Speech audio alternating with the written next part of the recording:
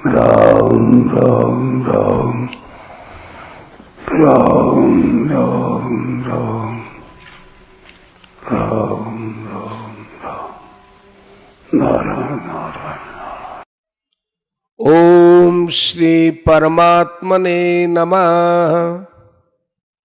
अथ षष्ठोऽध्याय अवतरणिका।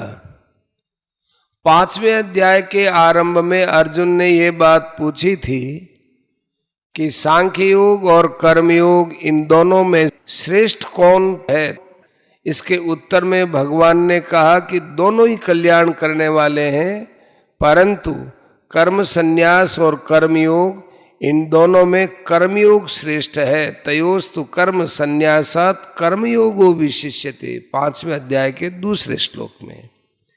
अब दोनों कल्याण करने वाले कैसे हैं, इसका वर्णन भगवान ने 5वें अध्याय के 26वें श्लोकों तक किया। फिर सांख्य योग तथा कर्मयोग के लिए उपयोगी और स्वतंत्रता से कल्याण करने वाले ध्यान योग का संक्षेप में 2 श्लोकों में वर्णन किया तथा अंत में अपनी ही तरफ से भक्ति की निष्ठा बताकर 5वें अध्याय के विषय का उपसंहार किया। अब पुनः कर्मयोग की श्रेष्ठता बताने के लिए भगवान 6ठे अध्याय का विषय आरंभ करते हैं। श्री भगवान उवाच अनाश्रितः कर्मफलं कार्यं कर्म करोति यः स सन्न्यासी च योगी च न निरग्निर्न चाक्रिय। श्री भगवान बोले, कर्म फल का आश्रय न लेकर जो कर्तव्य कर्म करता है वही सन्यासी तथा योगी है, और केवल अग्नि का त्याग करने वाला सन्यासी नहीं होता तथा केवल क्रियाओं का त्याग करने वाला योगी नहीं होता। व्याख्या। अनाश्रित है कर्म फलम। इन पदों का आशय यह प्रतीत होता है कि मनुष्य को किसी उत्पत्ति विनाशील वस्तु, व्यक्ति, घटना, परिस्थिति, क्रिया आदि का आश्रय बिल्कुल नहीं रखना चाहिए। कारण कि यह जीव स्वयं परमात्मा का अंश होने से नित्य निरंतर रहने वाला है, और यह जिन वस्तु, व्यक्ति आदि का आश्रय लेता है वे उत्पत्ति विनाशील तथा प्रतिक्षण परिवर्तित होने वाले हैं। वे तो परिवर्तनशील होने के कारण नष्ट हो जाते हैं, और ये जीव रीता का रीता रह जाता है। केवल रीता ही नहीं रहता, प्रत्युत उनके राग को पकड़े रखता है, और जब तक ये राग को पकड़े रहता है तब तक इसका कल्याण नहीं हो सकता। अर्थात वह राग उसको ऊंच नीच योनियों में जन्म लेने का कारण बन जाता है। 13वें अध्याय का 21वां श्लोक। अगर यह उस राग का त्याग कर दे तो वह स्वतः मुक्त हो जाएगा। वास्तव में वह स्वतः मुक्त ही है, केवल राग के कारण उस मुक्ति का अनुभव नहीं होता। अतः भगवान कहते हैं कि मनुष्य कर्म फल का आश्रय न रखकर कर्तव्य कर्म करे। कर्म फल के आश्रय का त्याग करने वाला तो नैष्ठिकी शांति को प्राप्त होता है, पर कर्म फल का आश्रय रखने वाला बंध जाता है। 5वें अध्याय का 12वां। स्थूल, सूक्ष्म और कारण, ये तीनों शरीर कर्म फल है। इन तीनों में से किसी का भी आश्रय न लेकर इनको सबके हित में लगाना चाहिए।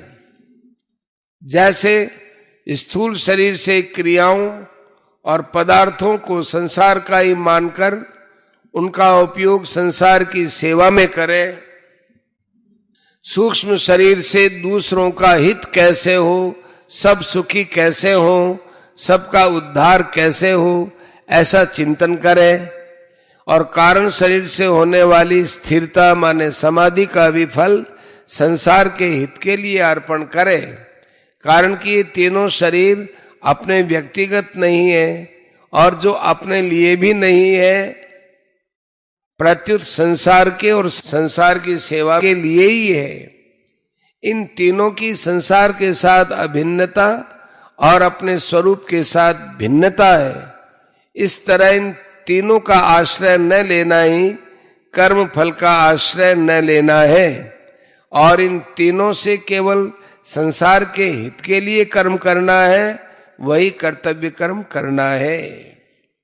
आश्रय न लेने का तात्पर्य हुआ कि साधन रूप से तो शरीर आदि को दूसरों के हित के लिए काम में लेना है, पर स्वयं उनका आश्रय नहीं लेना है, अर्थात उनको अपना और अपने लिए नहीं मानना है।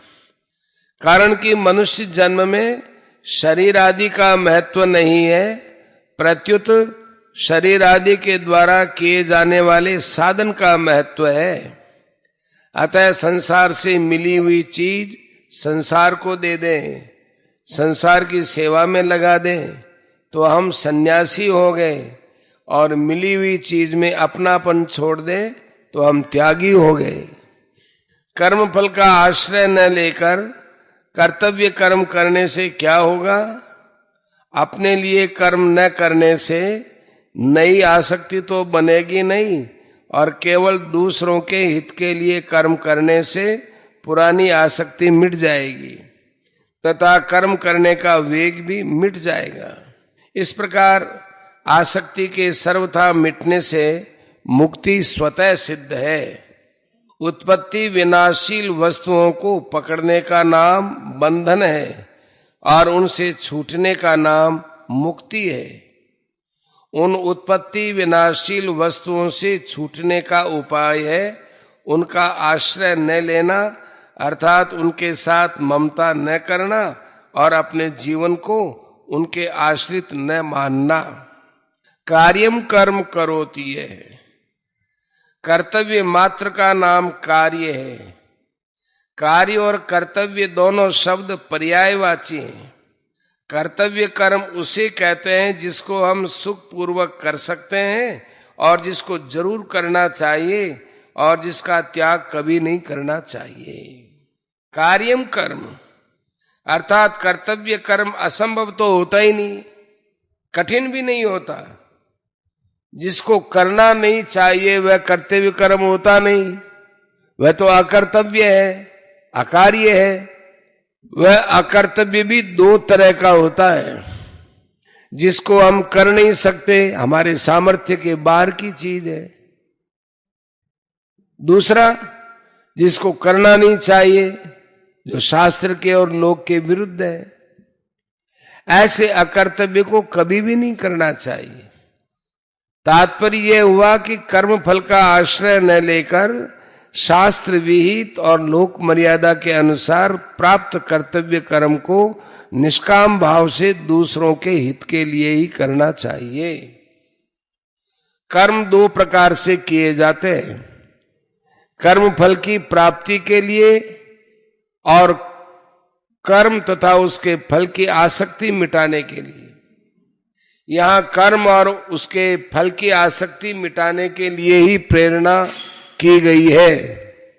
स सन्यासी च योगी च, इस प्रकार कर्म करने वाला ही सन्यासी और योगी है। वह कर्तव्य कर्म करते हुए निर्लिप्त रहता है, इसलिए वह सन्यासी है, और उन कर्तव्य कर्मों को करते हुए वह सुखी दुखी नहीं होता, अर्थात कर्मों की सिद्धि असिद्धि में सम रहता है, इसलिए वह योगी है।